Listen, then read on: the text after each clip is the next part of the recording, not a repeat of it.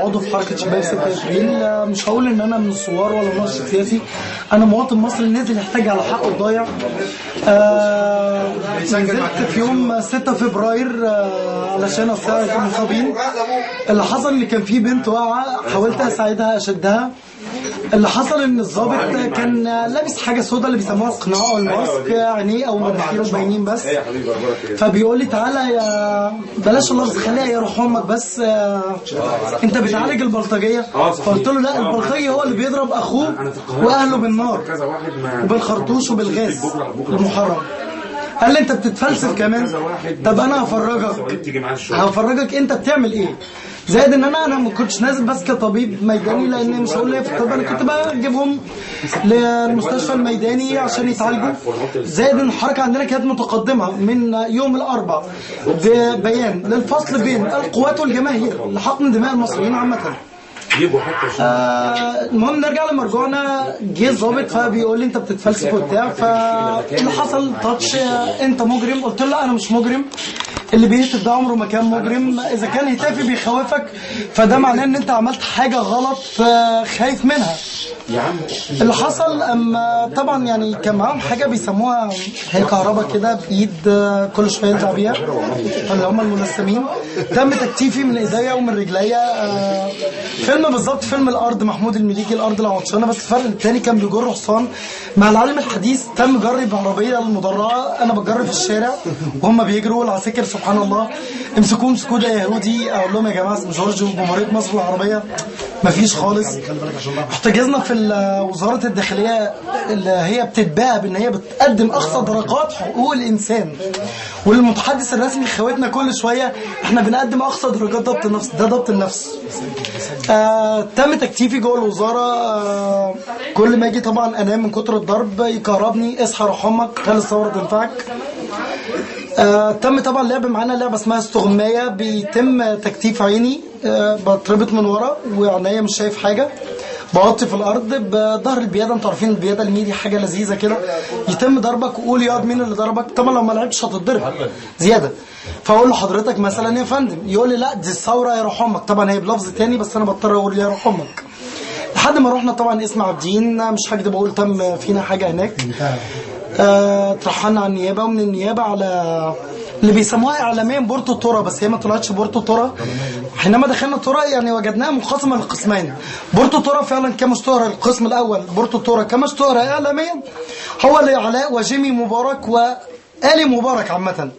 اما القسم الاخر هو جوانتانامو تورا المصري لينا احنا. طبعا وانت داخل بيتم معاك الفيلم الثاني بقى. احنا بتوع الاتوبيس وانت نازل الدخله بيسموها الدخله. وشك للجدار، ناس كده سبحان الله ما معهمش ابتدائيه بيعاملوا الناس تانيين على اساس ان احنا الخونه عملاء الوطن.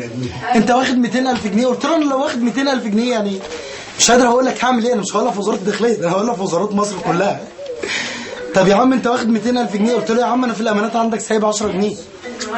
طب خش يا روح امك وخلي الثوره تنفعك. كش دخلنا زنزانه هي في الارض كده في عنبر اسمه عنبر 2، ده قبل ما نتنقل لعنبر 1 ب. طبعا كنا نمنا عريانين خالص يا دوبك بحاجه اسمها الستره الميري.